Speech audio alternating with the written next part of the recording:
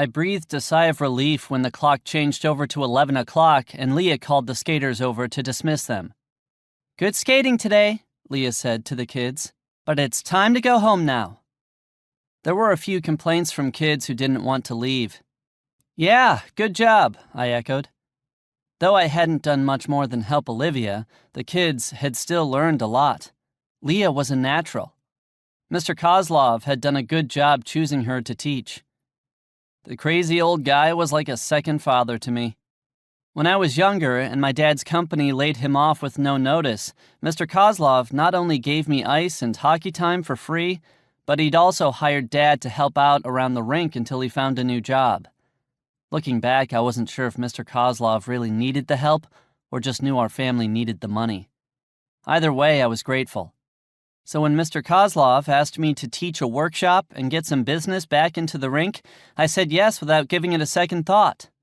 Without looking at my hockey schedule to see that it started the same day as my first game with USA Hockey's U18 National Team Development Program. Not only had I shown up to the workshop late, not that helping my mom with my brother was anything I could predict or control, I was going to have to leave early. Texting my mom to check on Carson in the middle of the workshop probably hadn't won me Teacher of the Year either. I convinced myself I'd do better the second week. "I gotta run," I said to Lia. "Have to get ready for my game." I nodded to the throng of parents waiting to pick up their little skaters.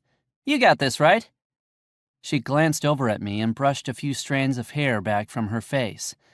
When I'd first arrived, her blonde hair had been in a tight, neat bun, but throughout the workshop, some of it had escaped.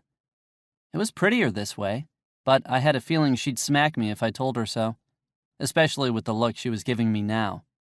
"Yeah, I got this," she said in a flat voice. Crap. "Okay, so I guess I'll see you next week." I pushed off toward the far door where parents wouldn't be blocking my exit.